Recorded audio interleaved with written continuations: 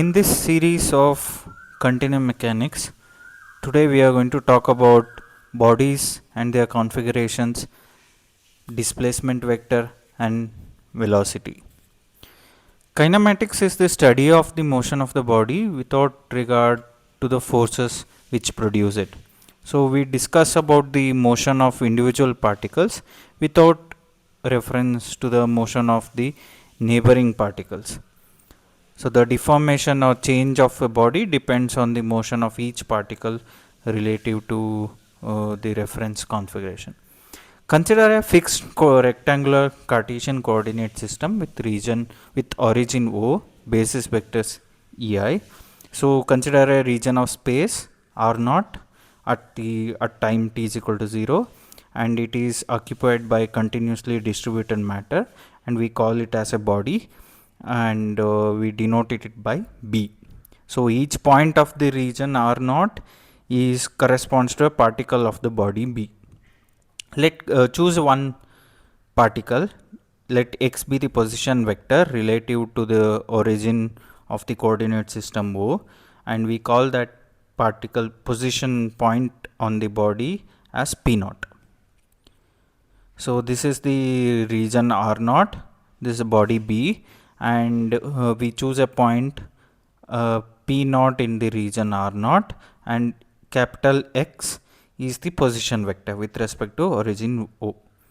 Suppose at subsequent time t, the body occupies a new region of space. We call it as capital R here, and the material now is distributed in this region of space. Now choose the same particle in the regional space R. The particle P0 goes to the particle P at time t. So the position vector corresponding to the point P is small letter position vector x. So the set of all position of the particle B at time t is equal to 0 is called as a reference configuration. The set of all position vector corresponding to the body at time t, we call it as current configuration. So at time t is equal to 0, it is reference configuration, the position of all the particles. At time is equal to t, the position of all the particles is the current configuration. So the motion of the body B, we will describe this using the positions of the particle at time t with respect to position at time t is equal to 0. So we write the position of the particles at time t in terms of the positions of the same particle at time t is equal to 0. In terms of that, we express the positions of the particles. So in a component form, we have like this. The component expressed in the components with respect to time t0. So the components with respect to current configuration is expressed in terms of components in the reference configuration. So we can do in a reverse way also. We can express the components in the reference configuration in terms of the current configuration also. So the coordinates these with respect to the reference configuration, we call it as material coordinates, and the coordinates with respect to current configurations, we call it as spatial coordinates. So we have to remember that we have two coordinates. One is material coordinates and the other one is spatial coordinates. Material coordinates is related to the positions of the particle at time t is equal to 0. So spatial coordinates is related to the positions vectors of the particles at time t is equal to t.